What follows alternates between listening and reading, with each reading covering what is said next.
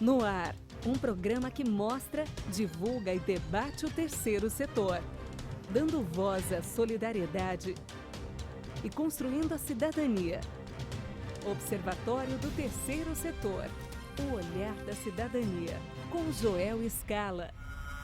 Olá, boa tarde. Começa agora mais um Observatório do Terceiro Setor, o olhar da cidadania. Com a crise econômica brasileira, o número de pessoas em situação de rua está crescendo no Brasil. De acordo com o último censo de 2013, realizado pelo IBGE, a estimativa é que cerca de 2 milhões de pessoas estão vivendo pelas ruas do país. Só na cidade de São Paulo, conforme o censo de 2015, efetuado pela Prefeitura Municipal de São Paulo, existem mais de 15 mil pessoas em situação de rua. E segundo o Instituto Médico Legal, mais de 100 pessoas, moradores de rua, faleceram esse ano na cidade. Para falar desta triste realidade, nós vamos conversar hoje com Adenilson Moreira, que é coordenador da ONG Bem da Madrugada. Boa tarde, Adenilson. Boa tarde. Pertinho Boa do tarde, microfone. pessoal. Adenilson, aumentou a população de rua depois da crise? Sim, a gente percebe que aumentou muito a população de rua. Até mesmo por você encontra agora famílias inteiras em situação de rua. Há pouco tempo, eles estão na rua há 1 ano, 2 anos. Eles passam esse tipo de dado para a gente. A gente perdeu casa, coisas, emprego, de 1 ano, 2 anos para cá. Muito bem. O nosso outro convidado, já conhecido do Observatório do Terceiro Setor, é o Cacá Ferreira, presidente e fundador do Núcleo Assistencial Anjos da Noite, que fundado em 1989, ou seja, há 27 anos atende moradores em situação de rua. Boa tarde, Cacá. Boa Prazer em tarde. vê-lo novamente. Prazer é meu estar aqui de novo. Antes de começarmos o programa, você já questionava os números. Não é mais 15 mil, mas o censo é de 2015. Hoje, qual é a população de ruas na cidade de São Paulo? Olha, por que eu questiono? Qual foi o critério utilizado para essa medição? Como é que a gente chegou a esse número? Né? O que a gente observa é que os números não batem. O número do IBGE não bate com o da prefeitura e não bate com aquilo que a gente vê no dia a dia. Então, há uma tendência de alta muito grande da presença de pessoas em situação de rua. Por causa da crise, né? Exatamente, por causa da crise. E o povo diz que não tem crise. É uma loucura. Como acontece todas as terças-feiras, o jornalista Frank Valverde, que é o colunista de cultura do Observatório do Terceiro Setor. Boa tarde, Franklin. Boa tarde, Joel. Boa tarde, Adenilson, Cacá. E boa tarde você que está em sintonia com o Observatório do Terceiro Setor.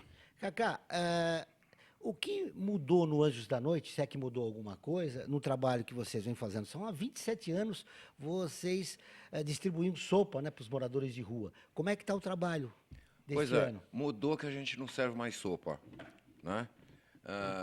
Nós fizemos uma pesquisa. Começaram, né, com sopa? Começamos com sopa.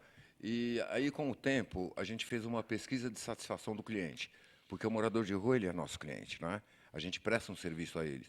Então, eu entendo que o princípio fundamental da qualidade é a satisfação do cliente. Então, eu queria ver a opinião externa, a visão que eles tinham do trabalho do Anjos. Então, a gente fez um formulário com vários itens de alimentação, de como é que a gente deveria abordá-los, quais eram as necessidades mais importantes para eles. E a primeira coisa que a gente observou é que eles querem uma comida com mais substância, né? Então, a partir daí, a gente deixou de fazer a sopa, que era legal a sopa, né? Mas é claro que um prato de arroz, feijão, carne com batata e uma série de coisas sustenta muito mais. E a gente tinha, na época, a praça de alimentação, lá no centro da cidade, que a gente levava as mesas e tal. Então, nós interagimos com eles. Então, a gente jantava junto com eles na rua. Mas aí, o poder público, como sempre, tentando interferir, proibiu. E por que proibiu? Porque nós estávamos invadindo o espaço público, que é público, né? Quer dizer, eu estou invadindo um espaço que é do público, né? As pessoas de rua, a casa delas é a rua. Então, a gente estava incomodando as pessoas que não têm o mínimo de solidariedade.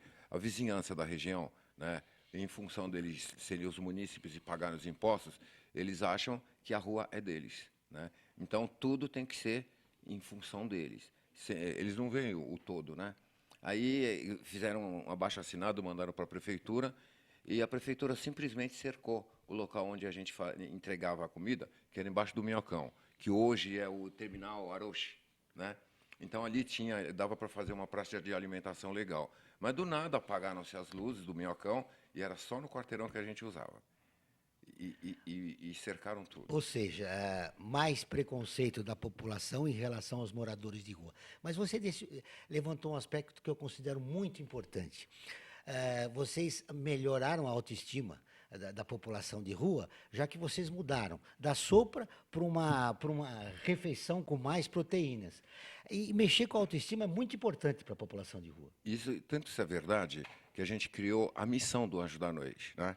Qual é a nossa missão? É resgatar a autoestima das pessoas de rua para possibilitar a reintegração social, né?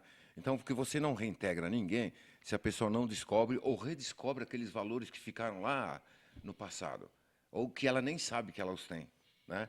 Então, o Anjo da Noite ele tem essa finalidade, resgatar a autoestima. Então, a comida, a roupa, tudo que a gente leva de bens materiais, não é fim, é meio. É uma forma da gente chegar até eles e de abrir as portas. Muito bem, Edenilson, esse é também o objetivo, né, da sua ONG. Não só distribuir alimentos, mas também resgatar a autoestima e preparar a volta desse pessoal para a sociedade. Isso, exatamente. O nosso papel, que a gente entende no Bem da Madrugada, é como pessoa dar condição para essas outras pessoas. Que eles precisam ter o básico, mas eles também precisam ir além.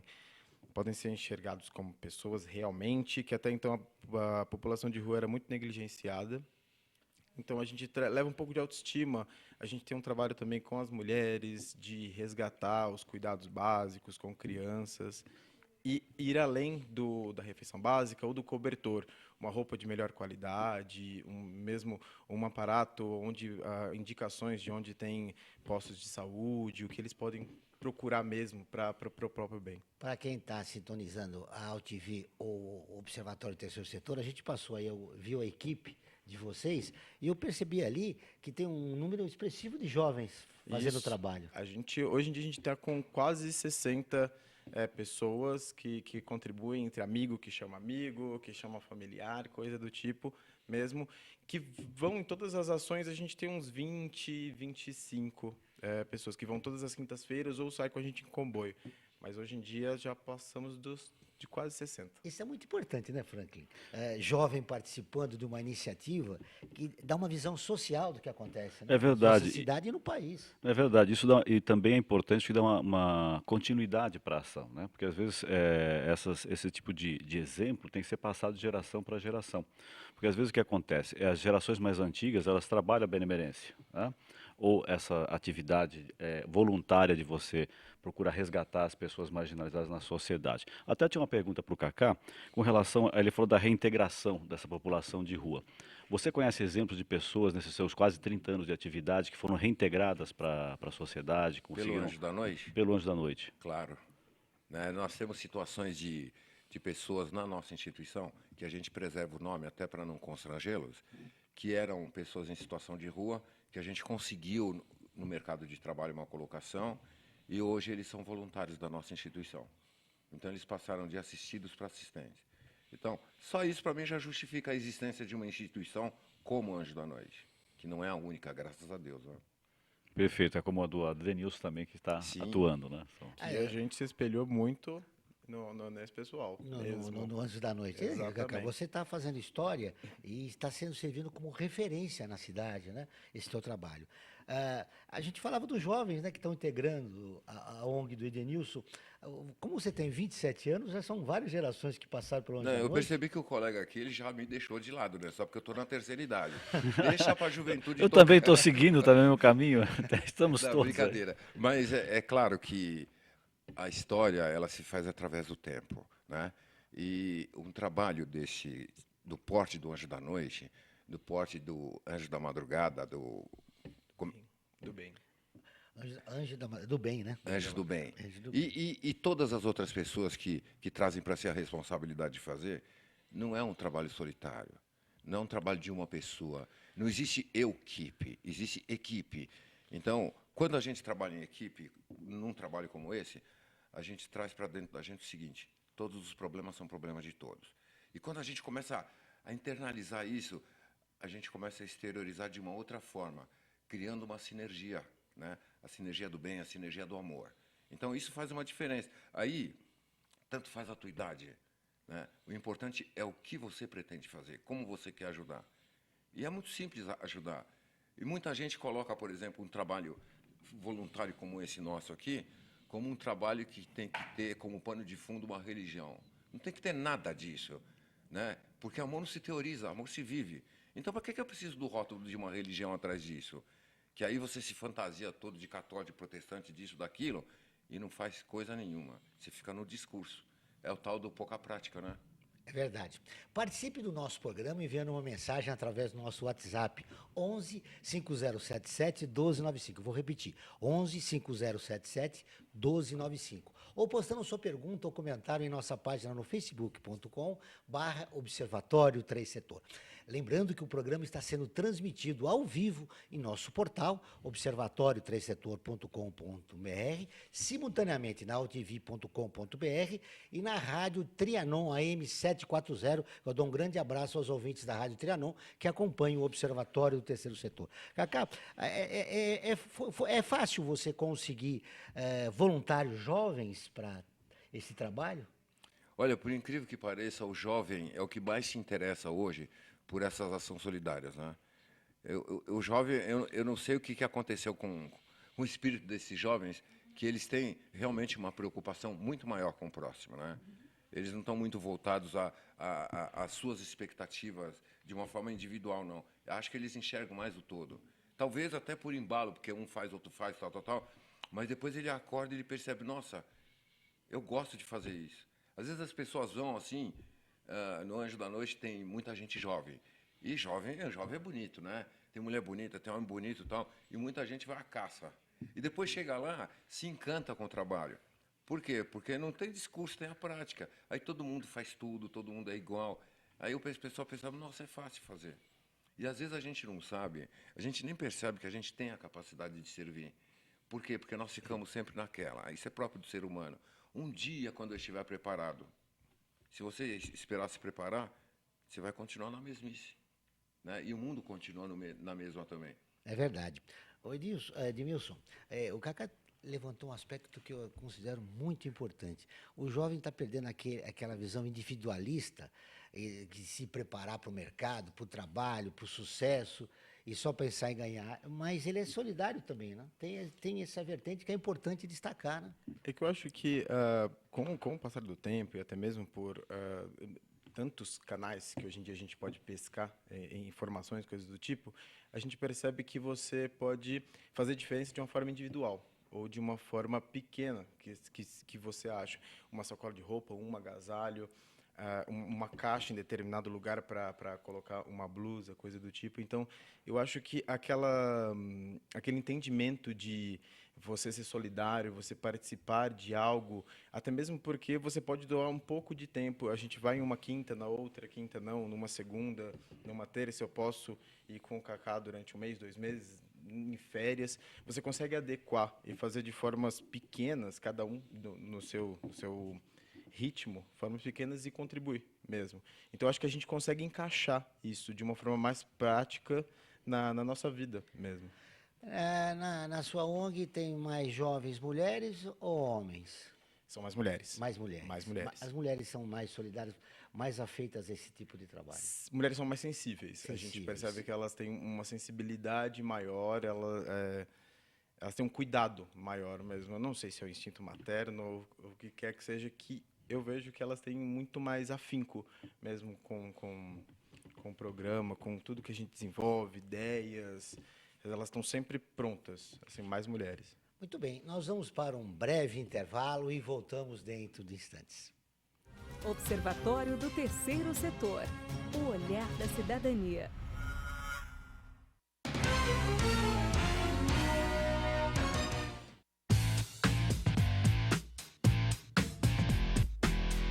Olá, eu sou César Freitas e convido você para assistir o HQ e Companhia, o programa que traz o mundo da cultura pop para você. Cinema, história em quadrinhos, animação, seriado, tudo isso para você aqui toda sexta-feira às 5 da tarde, na sua TV da internet.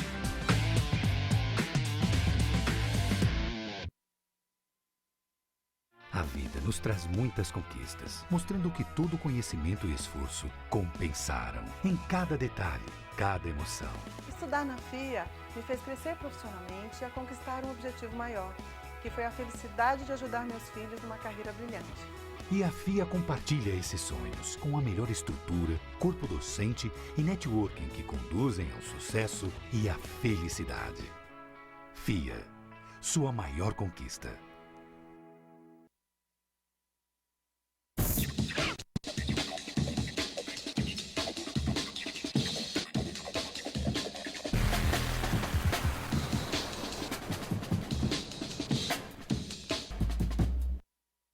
A FUNASP colabora com a USP nas relações entre fundações por meio de fóruns, simpósios, seminários, pesquisas e intercâmbio de informações, além do seu investimento na área social. Para melhores informações, entre no nosso site www.funasp.org.br. FUNASP, um marco entre o universo acadêmico e a sociedade.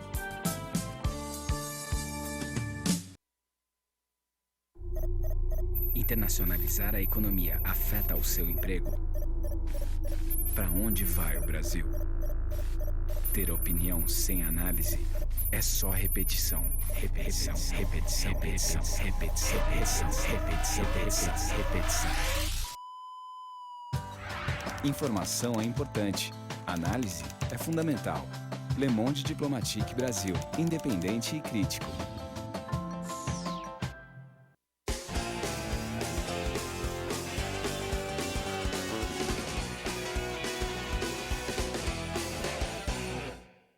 O Observatório do Terceiro Setor é uma plataforma de mídia que desde 2012 se dedica a mostrar o trabalho das entidades de interesse social. Durante esse tempo, mais de 1 milhão de pessoas acompanharam nossa atividade na divulgação de ações e campanhas das organizações sem fins lucrativos, mostrando as boas práticas nas áreas de saúde, educação, direitos humanos, meio ambiente e cultura, e o seu impacto na sociedade brasileira. Estamos presentes no rádio, às terças e quintas, às 14 horas, na rádio Trianon AM 740. E na TV, às quartas-feiras, à meia-noite, na TV aberta de São Paulo, nos canais 9 da NET, 8 da Vivo Fibra e 186 da Vivo. E na internet, com um portal e perfis no Facebook e no Instagram. Hoje, já contamos com um acervo de mais de 15 mil minutos de gravação, com cerca de 400 personagens que fazem a diferença no terceiro setor. E atingimos mais de 40 países. Observatório do Terceiro Setor, o olhar da cidadania.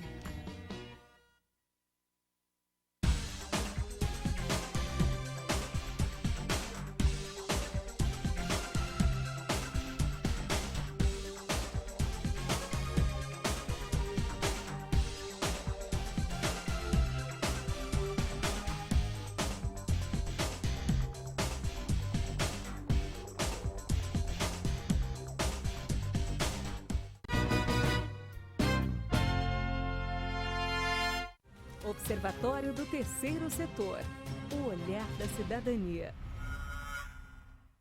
Estamos de volta com o Observatório do Terceiro Setor, o olhar da cidadania. Agora com a reportagem da Rádio ONU, nossa parceira de conteúdo. Hoje falando sobre o aumento da pobreza dos refugiados sírios. O Edgar Júnior, de Nova York, tem as informações. Um relatório do Alto Comissariado das Nações Unidas para Refugiados, Acnur, alertou para o aumento do número de refugiados sírios vivendo na pobreza.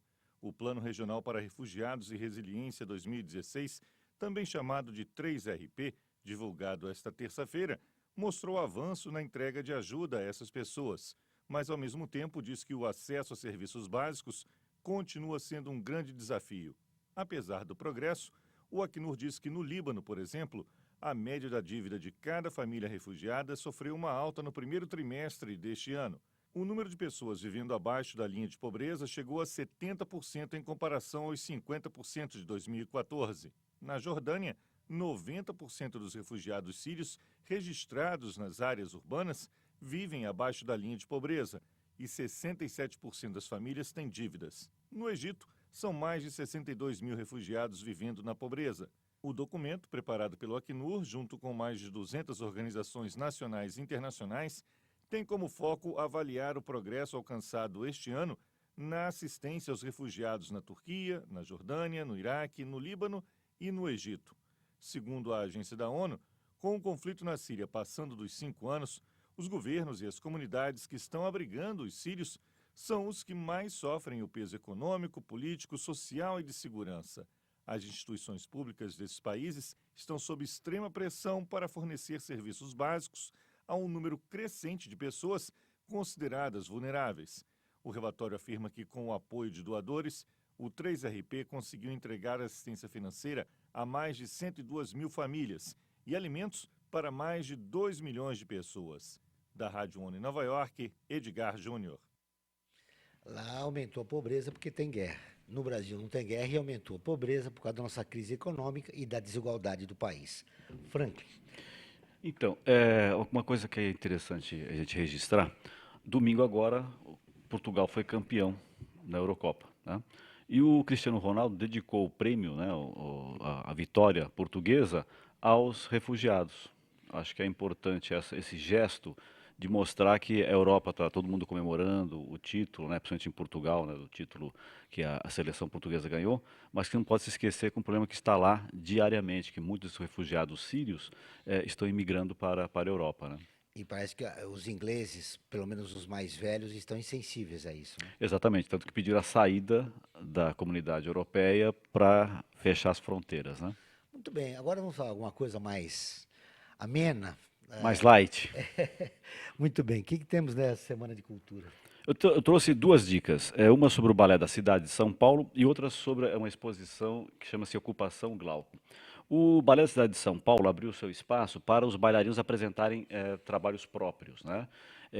Dentro de um espetáculo chamado Dansografismos 4, que está acontecendo no Centro Cultural Olido, que fica lá na Avenida São João, no centro da cidade. Os espetáculos, para quem quiser assistir, são gratuitos, sexta e sábado a partir das 20 horas e no domingo a partir das 19 horas.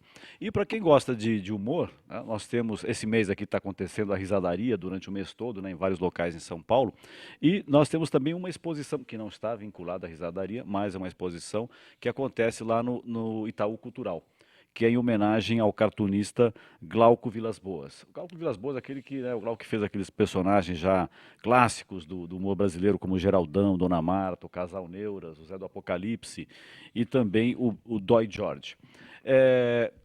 Quem gosta do traço, que é fantástico do Glauco, que infelizmente morreu em 2010, pode rever alguma coisa da sua criação nessa exposição que acontece lá no Itaú Cultural.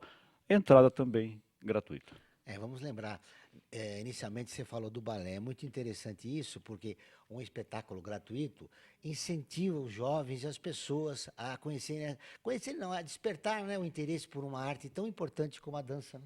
É verdade. Eu procuro aqui, né, dentro desse tempo que estou aqui, sempre a mostrar todas as expressões artísticas, né? E a dança realmente eu não tinha dado uma atenção especial que hoje estou fazendo aqui. Você gosta, Cacá? Muito. É muito, né? Muito importante. O que a gente observa, ele estava falando, e às vezes você está lá no centro da cidade, conversando com o morador de rua, e eles te trazem, né, a programação cultural da cidade. Aí eles vão em peças, vão não sei aonde, porque tem lugares que eles conseguem entrar, que é de graça. E aí eles te trazem um relatório completo do que eles fizeram na semana, né? E é muito interessante. Aí você vê, puxa vida, a gente se acha tanto... E o cara está aqui na cidade, ele sabe mais do que a gente.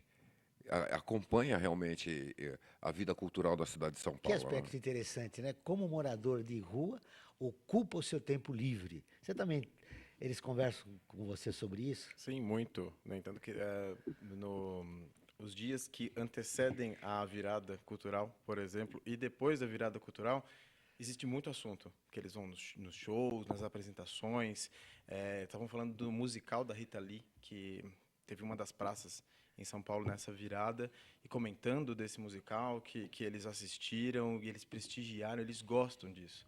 Então, todos eles cantam muito, eles têm essa cultura, eles têm música, eles querem consumir também. Então, como ele disse...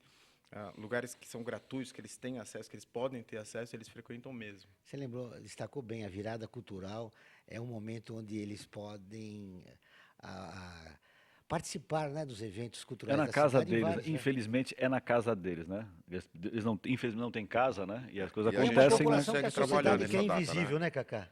Nessa data a gente não trabalha. Não é porque a gente vai para a virada cultural, é porque a gente não tem acesso ao centro com os carros. Então você vai com uma marmita, com uma série de coisas. Uma vez nós tentamos fazer. Nós viramos a noite toda e não conseguimos atender 10%. Por quê? Porque os moradores de rua eles saem da região deles, as ruas ficam intransitáveis, né? Fecham para veículos, fecham para tudo. E aí fica meio complicado trabalhar. Mas a cultura ela continua existindo do mesmo jeito, não é? É uma população que a sociedade em geral quer invisível, né? Sim. Não quer que apareça. Né? Hoje a pessoa em situação de rua, ela é invisível porque, sob a visão da sociedade, é feio, né? Você vê uma cidade toda suja, quando o próprio poder público diz que vai limpar a cidade, e limpar a cidade significa retirar pessoas. É complicado isso, né? Então, aí, será que isso não é uma política higienista? Nojenta isso? Quer dizer, que inclusão é essa? Quais são os programas de inclusão? Mas, de fato, né? Porque o papel aceita tudo, né? O ano de eleição também aceita tudo. Agora, e verdadeiramente, o que é que está sendo feito pelo poder público para essas pessoas? Você enfiar um monte de cama dentro de uma barraca, será que isso resolve o problema? Não. Você simplesmente se concentra em algum lugar. E aí você percebe que as pessoas não vão. E aí diz o morador de rua é ingrato. Não, o morador de rua quer dignidade, né? Ele quer respeito. Não adianta, porque aquilo lá parece um presídio, né? Você entra dentro de uma tenda, um lugar totalmente insalubre, um monte de cama de ferro, um negócio horroroso, né? E lembra até coisas horrorosas aí, né? Você vê aquelas filas de cama, né? Não gosto nem de lembrar dessas coisas. E aí o morador de rua deve se sentir muito mal, porque eu fui ver o espaço. É deprimente. Aquilo não é um ser humano não pode ficar num lugar daquele. Como é que a gente humaniza? Como é que muda o comportamento da prefeitura em relação ao morador de rua? Eu acho que quando o poder público entender que políticas públicas é diferente de política pessoal, né? De política para o seu bem pessoal. Você tem que investir no público, na necessidade da sua cidade. Mas, infelizmente, eu não estou dizendo que todos, né? Mas a gente percebe que o poder público está muito preocupado com o aspecto político, no que ele vai ganhar. Quanto é que vai render de voto a minha ação nesse ou naquele setor? É muito triste isso no nosso país. É triste e muito complicado. O poder público estende o preconceito que a população tem em relação ao morador de rua. É isso que você percebe também? O que eu percebo, na verdade, é que o poder público, muitas vezes, ele tenta educar de uma forma errada. A população vê o morador de rua, vê quem está em situação de rua. Eu sou muito otimista nesse ponto por as pessoas que me cercam. Então, assim, você começa a ter uma outra visão. E a partir dessa sua outra visão individual, eu sou publicitário, pessoas são advogados, administradores, você começa a ter uma outra visão daquela pessoa e começa a perceber que o muro do seu condomínio não é o mundo que você vive, a sua cidade é o mundo que você vive, o seu estado. Então você começa a cobrar do município. O que aconteceu nesse inverno na prefeitura, que foi uma mobilização social que incomodou todas as pessoas, para eles tirarem o pouco que essas pessoas tinham, foi muito bom de se ver. Para a prefeitura, que não existe, isso que o Cacá falou é muito verdade, essa higienização que muitas vezes eles tentam fazer, cabe a nós, população, todo mundo, cobrar que isso não exista. São pessoas que estão em situação de rua. Elas podem, sim, ter uma integração, só que eles precisam ser enxergados como. E, assim, com a ajuda da população, voltar, mas obrigando a prefeitura a ter uma outra visão, incentivar outros programas e ter uma cobrança mais ferrenha de nós mesmo. Esse que é o problema. A prefeitura tem iniciativas até interessantes, mas não sob o prisma do respeito aos direitos humanos, aos direitos básicos humanos, né? Sobretudo da população de rua, que não tem, a não ser vocês, o trabalho voluntário do Anjos da Noite e do Anjos da Madrugada, para alertar a sociedade em geral que há um desrespeito humano em relação a essa população. Veja bem, a partir do momento que já classificam, criam grupos de pessoas na rua, ou é drogado, ou é doente, ou é ex-presidiário. Quer dizer, então você classifica só como esses 3 grupos. E a pessoa humana é muito mais do que isso. Ela não é uma pessoa doente, ela está doente. Então ela pode sair dessa situação. Ela não é uma pessoa drogada, ela está em situação de dependência química. Aí você vê uns programas, por exemplo, braços abertos, não tem braço. Começar de novo. Começar da onde? Né? Aí você enfia todo mundo dentro do hotel. Aí paga R$100 por dia. No final da tarde ele vai lá com R$100 e compra a pedra. Por quê? Você não tirou a droga de dentro dele. Você criou um papel. Né? Você cadastrou o cara como um assistido do programa antidrogas, etc, etc. Mas houve uma orientação? Houve um tratamento para isso? É verdade. Ô Franklin, essas políticas públicas, elas falham num ponto crucial, né, que é a ausência do respeito aos direitos humanos. Sem dúvida, né? Eu acho que, na verdade, acho que é até anterior, né? Essas políticas públicas, elas às vezes, elas partem muito da cobrança que se faz da sociedade, ou de parte da sociedade, como os anjos, né? Tanto um como o outro, essas várias entidades que cobram do poder público que tome atitudes condizentes com essa situação. Aí o que eles fazem? Eles saem para tentar dar uma resposta para essa situação. Só que não dão as respostas tendo como prisma uma política de Estado, que é o que é fundamental. Aliás, esse é o grande problema do país em todos os setores, né?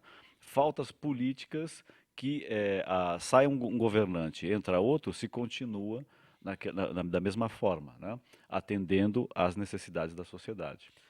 Muito bem, nós vamos para um breve intervalo e voltamos com as perguntas dos nossos ouvintes e dos internautas. Até já. Observatório do Terceiro Setor. O olhar da cidadania.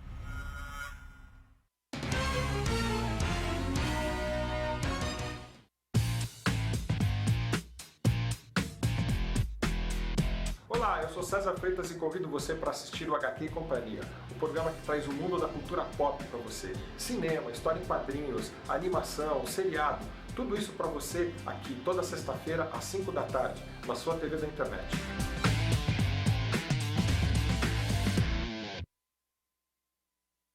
A vida nos traz muitas conquistas, mostrando que todo conhecimento e esforço compensaram em cada detalhe, cada emoção.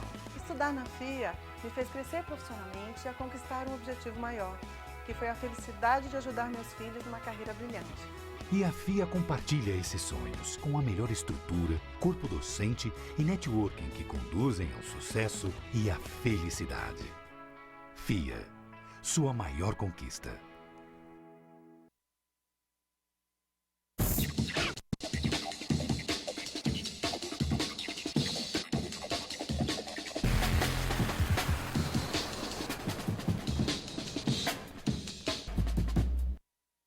A FUNASP colabora com a USP nas relações entre fundações por meio de fóruns, simpósios, seminários, pesquisas e intercâmbio de informações, além do seu investimento na área social. Para melhores informações, entre no nosso site www.funasp.org.br. FUNASP, um marco entre o universo acadêmico e a sociedade.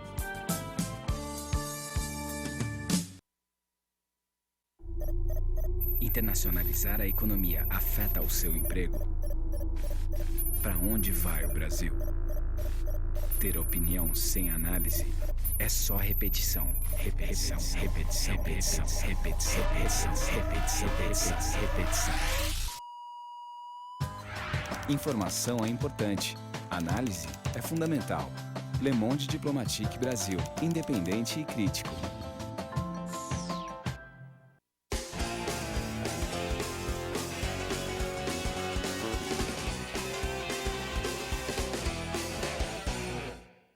O Observatório do Terceiro Setor é uma plataforma de mídia que desde 2012 se dedica a mostrar o trabalho das entidades de interesse social. Durante esse tempo, mais de 1 milhão de pessoas acompanharam nossa atividade na divulgação de ações e campanhas das organizações sem fins lucrativos, mostrando as boas práticas nas áreas de saúde, educação, direitos humanos, meio ambiente e cultura, e o seu impacto na sociedade brasileira. Estamos presentes no rádio, às terças e quintas, às 14 horas, na rádio Trianon AM 740. E na TV, às quartas-feiras, à meia-noite, na TV aberta de São Paulo, nos canais 9 da NET, 8 da Vivo Fibra e 186 da Vivo. E na internet, com um portal e perfis no Facebook e no Instagram. Hoje, já contamos com um acervo de mais de 15 mil minutos de gravação, com cerca de 400 personagens que fazem a diferença no terceiro setor. E atingimos mais de 40 países. Observatório do Terceiro Setor, o olhar da cidadania.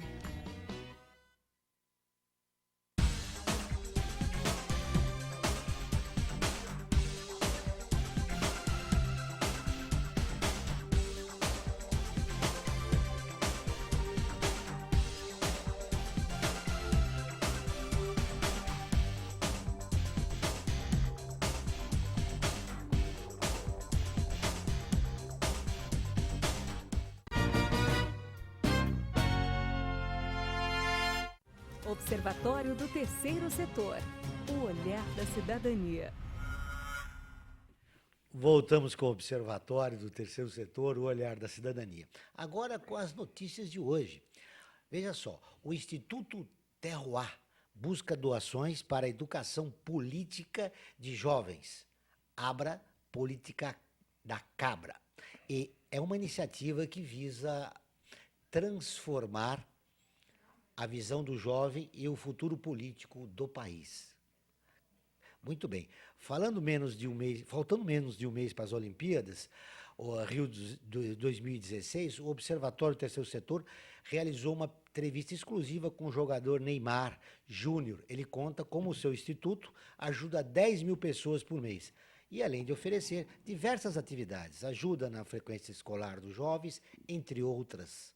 Muito bem, para ver essas e outras notícias, acesse observatoriotrêssetor.com.br ou nossa página no Facebook, facebook.com/Observatório Três Setor.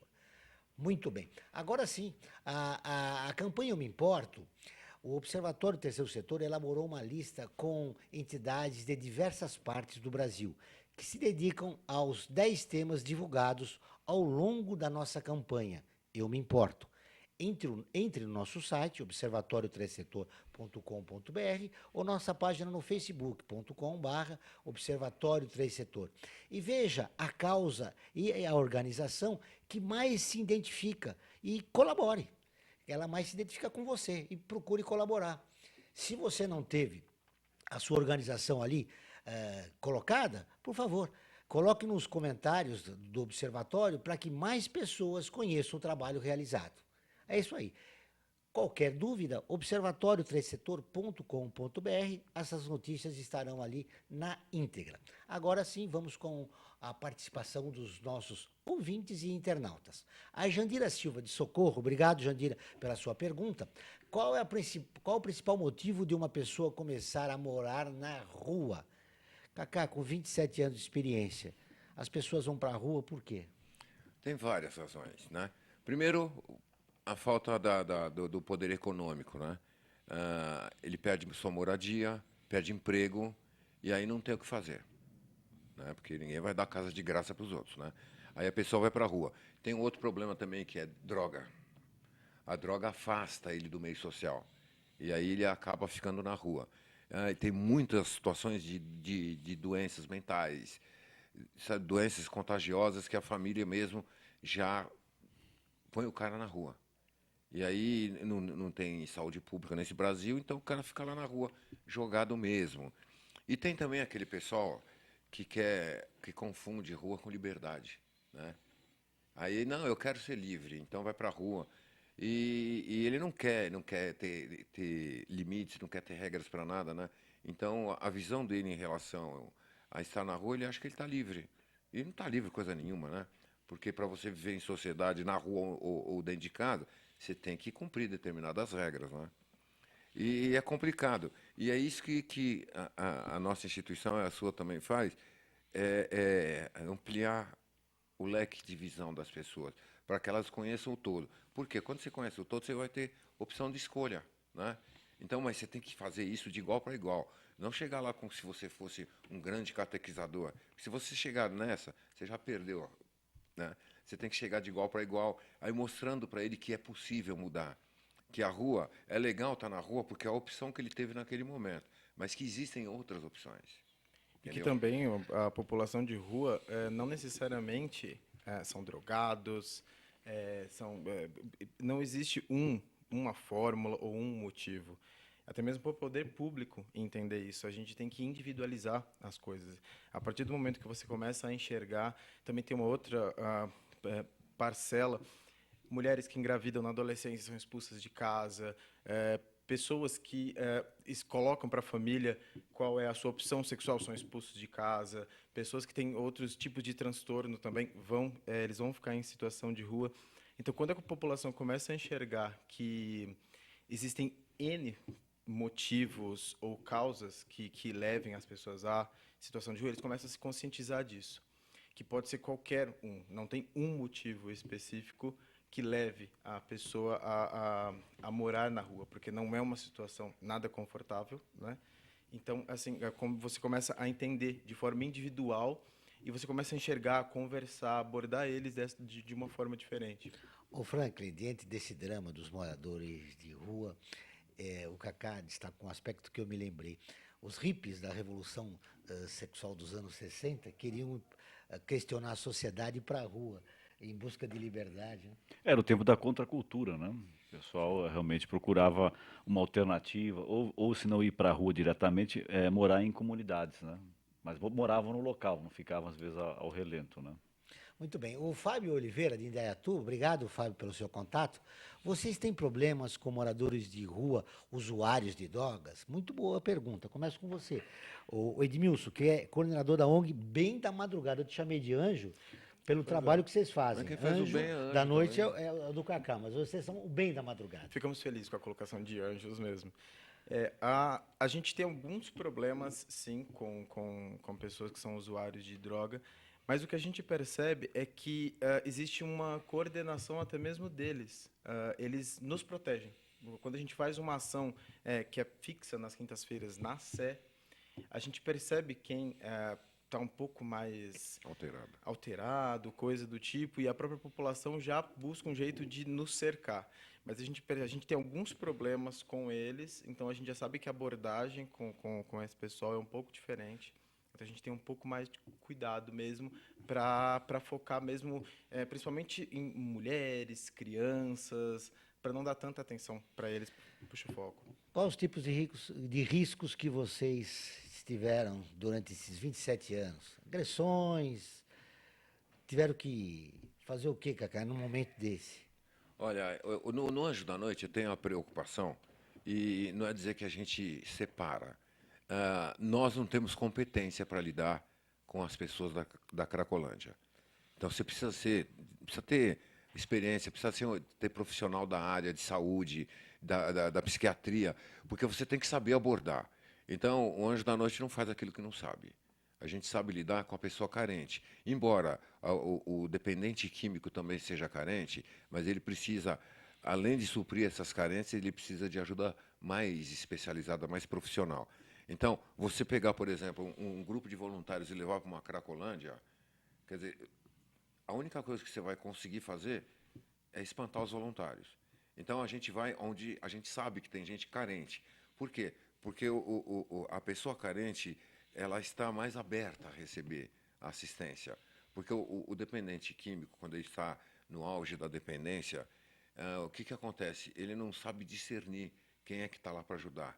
Então, ele quer só alguma coisa material para que ele possa transformar aquilo numa pedra de crack.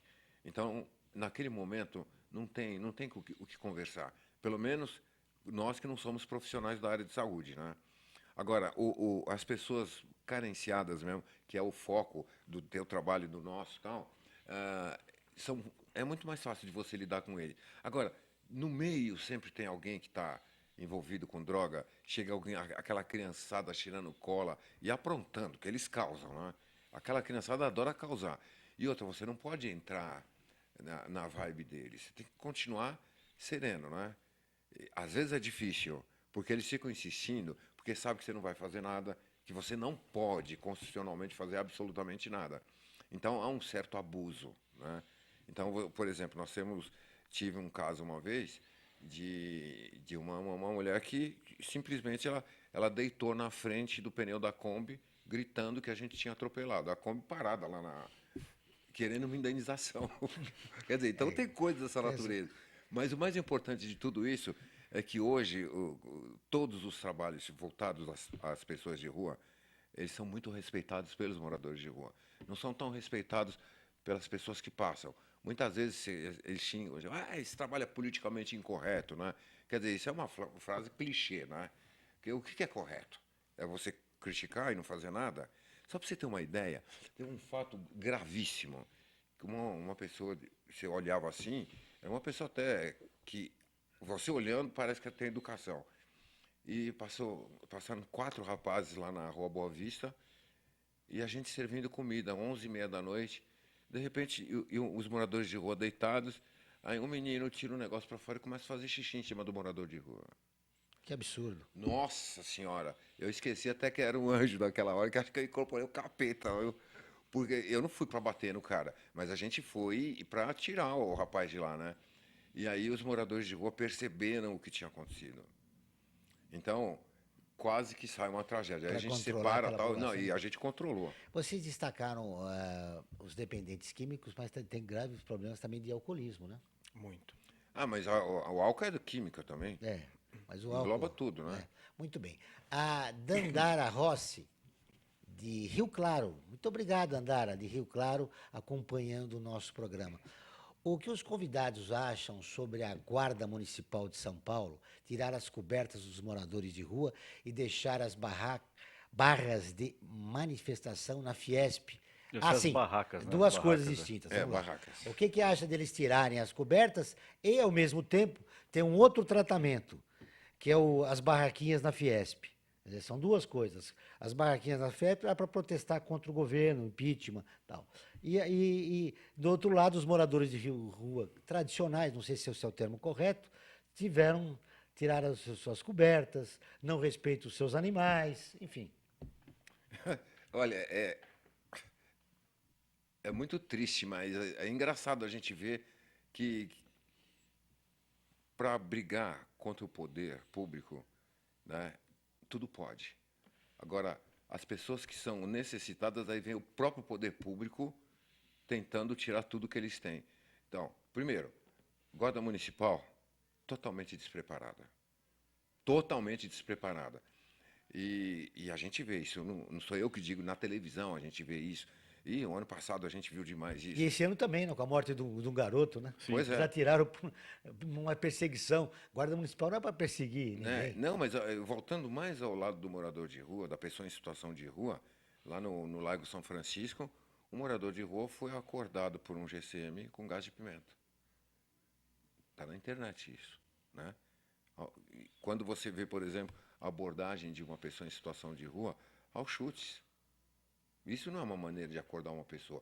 Quando um grupo como o Anjo da Noite é abordado pelo próprio poder público, pela polícia constituída, como se nós fôssemos marginais, multaram. Outro dia multaram todos os carros do Anjo da Noite.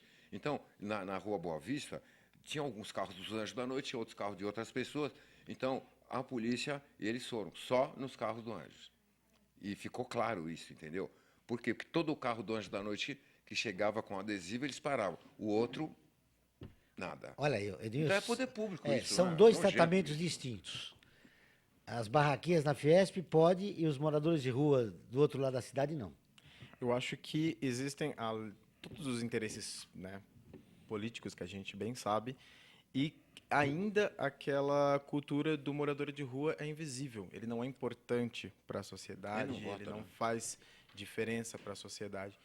Então, é aí que eu acho que é muito importante o nosso trabalho enquanto voluntário, enquanto população que a gente está ativo em rede social, coisa do tipo. E é uma coisa que eu falo para os meus amigos.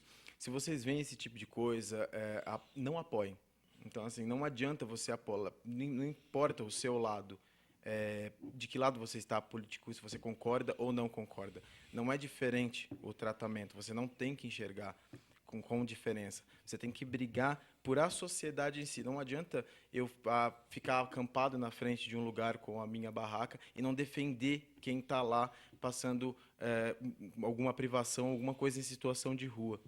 Então, assim, ao meu ponto de vista, e que a gente briga muito no Bem da Madrugada, é justamente por isso.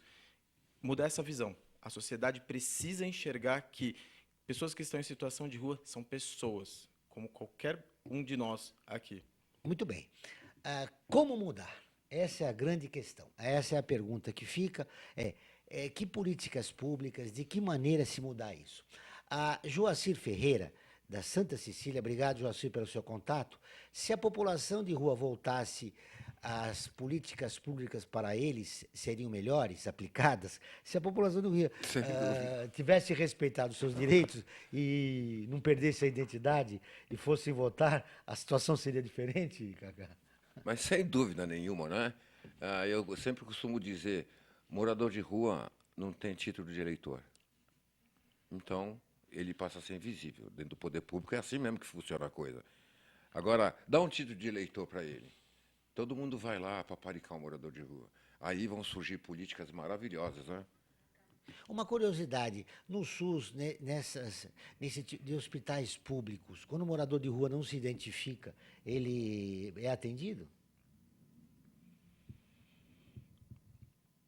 Bom, pelo silêncio já você respondeu. Olha, alguns amigos que são médicos e trabalham na Santa Casa, a gente percebe, eles me relatam, muitos atendimentos são feitos de forma ilegal, digamos assim, porque o paciente precisa ter uma ficha, o paciente não tem documento. O morador de rua sabe o seu nome, muitas vezes sabe o número, mas ele não tem o documento físico para apresentar. Então, existe o atendimento, mas não é legal. No entanto, que transferência, até mesmo se vem a óbito, coisas do tipo, é uma burocracia muito grande, ou ele é enterrado como indigente. Quase no final do programa, fiquei muito feliz de te rever, Cacau, e conhecer você, de ver sua onda. Prazer também. Parabéns pelo trabalho que vocês realizam. Eu queria agora, eu deixei uma pergunta no meio das perguntas dos ouvintes, e eu gostaria que em 30 segundos vocês respondessem, até o próprio Franco colocasse a opinião. De que maneira mudar essa realidade? Sensibilizar o poder público em respeito aos direitos humanos, a própria população que você citou, que se incomoda quando os moradores ficam perto de determinadas ruas e nos bairros. Como mudar isso? Eu acredito que a conscientização, a população começar a ter um senso mais coletivo e menos individual. Não é o que não é o que está confortável apenas para mim, e sim no convívio. Não adianta, eu não sou um paulistano. Eu faço parte da cidade, da sociedade. Então, começar a enxergar o todo. E, a partir daí, você começa a ter cobranças e fazer cobranças mais para o coletivo mesmo. Eu acredito nisso. Em nosso programa de TV de amanhã, nós vamos exibir uma entrevista inédita com Felipe Paula, secretário de Direitos Humanos de São Paulo. E nós abordamos isso, viu? Você não pode perder. Amanhã, quarta-feira, meia-noite, na TV aberta de São Paulo, nos canais 9 da NET, 8 da Vivo Fibra e 186 da Vivo. Aí ele está respondendo de que maneira a Secretaria de Direitos Humanos de São Paulo ajuda que o morador de rua tenha os seus direitos humanos preservados. Cacá, suas considerações finais. Bom, eu acho que a gente tem que sair da teoria da empatia e viver a empatia mesmo, né? A empatia é você se colocar no lugar do outro, mas não é só se colocar, é fazer alguma coisa. Quando você se coloca, você vai sentir o que a pessoa está sentindo e você começa a fazer alguma coisa para mudar. É isso aí. Frank, fechamos mais um programa. Falando do drama da população de rua. É verdade. Acho que uma das coisas, além do que o Adenilson e do Cacá falaram, acho que é importante resgatar a cidadania do pessoal, dos moradores de rua. Tá? Que a pessoa não tem nenhum documento, nada, e nem a consciência que ele tem direitos também. Muito bem. A nossa poesia de encerramento continua com Carlos Drummond de Andrade, o grande poeta. E, sim, a produção me alerta eu preciso falar dos e-mails. Quem quer colaborar, quem quer ser voluntário do Anjos da Noite, do Bem da Madrugada, o seu endereço eletrônico, por favor. Pessoal, quem quiser contribuir com a nossa causa, se juntar nesse grupo de amigos, nós somos o bemdamadrugada.org. Ou a gente também está nas mídias, no Facebook, Bem da Madrugada, e também no Instagram, Bem da Madrugada. E lá tem todos os nossos contatos de como você pode colaborar. Cacá. Bom, Anjos da Noite, nós estamos no www.anjosdanoite.org.br. Nós temos o nosso e-mail, que é anjos@anjosdanoite.org.br. Se você quiser nos ajudar, seja muito bem-vindo. Muito bem.